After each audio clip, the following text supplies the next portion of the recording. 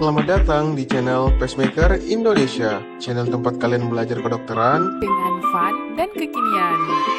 Ayo dukung channel kami dengan subscribe dan klik lonceng di sampingnya. Tonton sampai habis, jangan sampai ketinggalan. Bismillahirrahmanirrahim. Assalamualaikum warahmatullahi wabarakatuh. Sebelum kita memulai, marilah kita berdoa terlebih dahulu agar apa yang kita bahas pada kesempatan kali ini dapat memberi manfaat ke depannya. Amin ya rabbal alamin. Nah, pada materi kita kali ini kita akan bahas tentang ACS atau Acute Coronary Syndrome.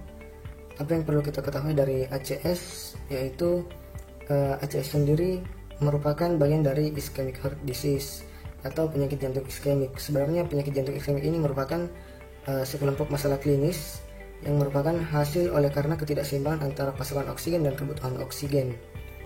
Nah, pada ischemic heart disease ini garis besarnya terbagi dua menjadi asymptomatic coronary artery disease atau asymptomatic CAD, dan yang kedua adalah symptomatic CAD, di mana symptomatic CAD ini terbagi dua menjadi stable angina pectoris dan acute coronary syndrome. Nah, ACS ini terbagi lagi ke dalam unstable angina pectoris, NSTEMI dan STEMI. Sedangkan angina pectoris stabil atau stable angina pectoris ini ada dua tipe yang pertama dan tipe yang kedua, di mana pada tipe kedua ini yang kita kenal sebagai angina Prince metal. Namun pada pembahasan kita kali ini kita akan lebih fokus membahas ke acute coronary syndrome. Nah, menurut PERKI 2018, presentasi klinik dari ACS umumnya jika yang pertama angina tipikal yang persisten selama lebih dari 20 menit. Nah, kapan kita katakan sebagai angina tipikal nanti kita akan bahas di slide selanjutnya. Nah, di sini tuh harus persisten atau terus-menerus, bukan berarti intermittent atau yang hilang timbul. Dan harus durasinya lebih dari 20 menit. Dan jika durasi yang kita temukan kurang dari 20 menit, belum bisa kita katakan sebagai acute coronary syndrome. Selanjutnya untuk poin yang kedua, yaitu angina awitan baru atau de novo, di mana kejadiannya baru pertama kali. Dan yang ketiga, angina yang stabil yang lama-kelamaan semakin memberat, dengan kata lain bisa kita sebut sebagai angina yang progresif atau crescendo. Dan yang terakhir adalah angina pasca infark. Artinya nyeri dada yang terjadi 2 pekan setelah pasien dipulangkan dengan diagnosis infark miokard. Nah, di sini kita bisa simpulkan bahwa kita dapat curiga sebagai acute coronary syndrome atau ACS jika 1 dari 4 kriteria ini terpenuhi.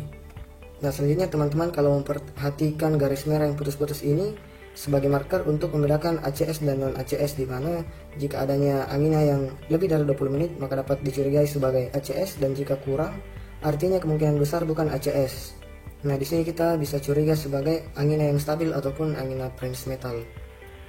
Selanjutnya kita move on ke pembahasan patogenesis. Nah, di sini konsep dasar yang perlu dipahami adalah ACS ini terjadi oleh karena ketidakseimbangan antara oksigen supply dan oksigen demand, baik yang disebabkan oleh karena adanya ruptur plak disertai dengan trombus akibat vasospasme atau disfungsi endotel dari pembuluh darah, plak aterosklerosis yang mengakibatkan obstruksi dari pembuluh darah, atau bahkan karena ketidakseimbangan pada suplai oksigen semata yang menyebabkan berkurangnya aliran darah ke sel otot jantung. Akibatnya sel-sel ini kekurangan oksigen dan pada akhirnya menggunakan metabolisme anaerob. Hasil akhir dari metabolisme anaerob ini berupa penimbunan asam laktat yang nantinya memberikan manifestasi berupa rasa nyeri. Nah, selanjutnya kita membahas patomekanisme dari pembentukan plak aterosklerosis. Nah, di pembuluh darah itu sendiri terdapat beberapa lapisan pembuluh darah. Yang pertama adalah endotel vaskular yang merupakan lapisan yang terdalam dari tunika intima. Kemudian tunika media yang dibatasi oleh lamina interna dan tunika adventitia pada bagian terluarnya. Nah, untuk patomekanismenya ketika terjadi kerusakan endotel akan memberikan respon berupa peningkatan permeabilitas daripada pembuluh darah sehingga LDL bisa masuk ke tunika intima. LDL ini akan mengalami oksidasi dan akan kolab atau berkolaborasi dengan mutualannya seperti interleukin 1, MCP1, monosit, makrofag, dan termasuk sel otot polos atau smooth muscle yang datang dari tunika media. Dan semuanya ini akan bergabung dan membentuk yang namanya foam cell. Nah, ketika foam cell itu sendiri terus bertambah jumlahnya, terus menebal, menumpuk, akan menyebabkan penyempitan pembuluh darah, dan ini yang kita kenal sebagai plak aterosklerosis. Lama-kelamaan lapisan terdalam akan terus menipis, ditambah dengan mekanisme shear stress yang terjadi, lama-kelamaan plak aterosklerosis ini bisa terjadi ruptur. Nah, jika terjadi ruptur bagaimana? Akan mengalami fase konstriksi, agregasi platelet, dan akhirnya akan membentuk anyaman fibrin untuk menutup luka. Pada akhirnya akan membentuk sebuah trombus. Pembentukan trombus ini bisa diklasifikasikan sebagai trombus yang stabil dan trombus yang tidak stabil. Nah, bedanya di mana? Jika trombus yang stabil, kita bisa lihat bahwa anyaman-anyaman fibrin yang terbentuk itu cukup tebal dan cukup kuat. Akibatnya trombus akan terus-menerus terbentuk dan pada akhirnya akan menutup pembuluh darah secara keseluruhan. Namun, jika trombusnya lepas, akan menyebabkan emboli dan kembali dapat menjadi penyebab dari penyumbatan pada ujung-ujung pembuluh darah yang lebih kecil. Sedangkan pada trombus yang tidak stabil, anyaman fibrin yang terbentuk itu relatif tipis, sehingga pelepasan trombus yang terjadi dapat lebih kecil. Nah, sampai di sini teman-teman sudah harus tahu bagaimana mekanisme daripada akut coronary syndrome. Selanjutnya, di jantung itu sendiri terdapat dua pembuluh darah. Nah, di sini terdapat dua pembuluh darah arteri yang utama, yaitu left main artery dan right coronary artery. Nah, untuk anatomi dan lebih lengkapnya lebih banyak dibahas pada pembahasan anatomi. Jika terjadi obstruksi daripada arteri-arteri ini, suplai oksigen akan berkurang, sedangkan kebutuhan oksigen akan terus meningkat. Lama-kelamaan bisa terjadi yang namanya nekrosis. Nah, bagian pertama yang mengalami nekrosis adalah bagian endokard. Sedangkan jika selama 24 jam tidak ditangani, seluruh lapisan otot jantung dari dalam keluar akan mengalami nekrosis yang biasa kita sebut sebagai transmural ischemic. Nah, teman-teman kalau perhatikan struktur jantung kita itu jika dipotong akan memberikan gambaran seperti ini. Nah, bagian ventrikel kiri yang diperdarahi oleh LCX. Nah, masalah di sini biasanya terjadi sekitar 10-15% kasus. Dan jika terjadi penyumbatan di pembuluh darah di sana, akan mempengaruhi sisi lateral daripada ventrikel kiri yang akan menyebabkan perubahan pada gambaran EKG pada lead V5 sampai V6. Nah, pada bagian posterior yang diperdarahi oleh RCA, masalah di sini biasanya terjadi sekitar 30-40% kasus yang dimananya akan mempengaruhi dinding inferior, posterior, serta atrium dan ventrikel kanan. Di mana jika terjadi penyumbatan di sana akan menyebabkan perubahan daripada gambaran EKG pada lead 23 AVF, AVR, V1 dan jika dipasang pada lead posterior kanan juga akan memberikan perubahan pada lead V7 sampai 9 dan V4R. Sedangkan di bagian anterior diperdarahi oleh LAD. Nah, masalah pada bagian anterior ini paling sering ditemukan pada 40-50% kasus, di mana akan memperdarahi dinding anterior serta septum daripada ventrikel kiri.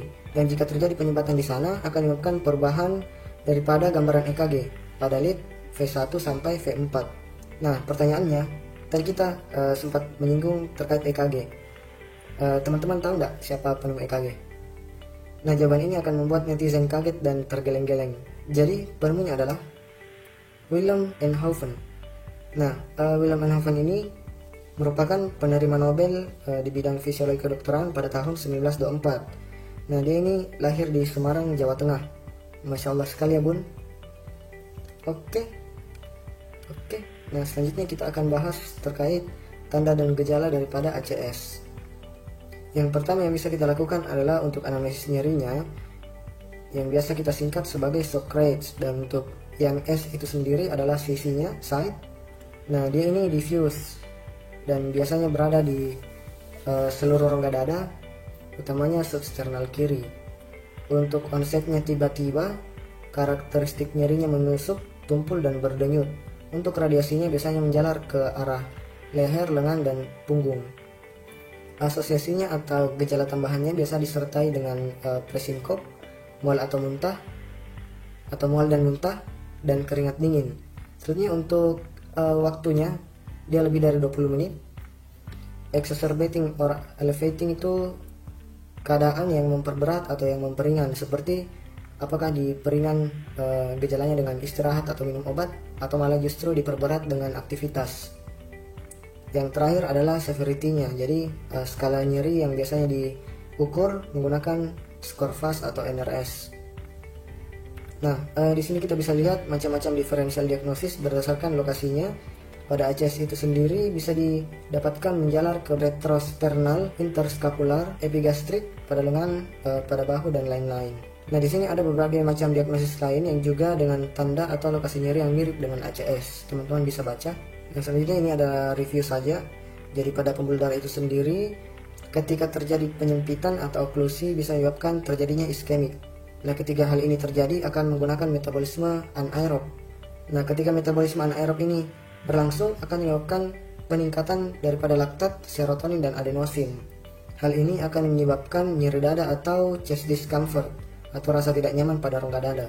Dan ketika itu terjadi akan mengaktifasi jalur simpatis yang akan mengeluarkan katekolamin, dan pada akhirnya dia akan mengalami diaforesis atau memberikan manifestasi berupa keringat dingin. Nah, di samping itu juga akan merangsang reseptor nyeri pada segmen C7 sampai torakal 4 dan pada akhirnya akan menjalar sesuai dermatomnya.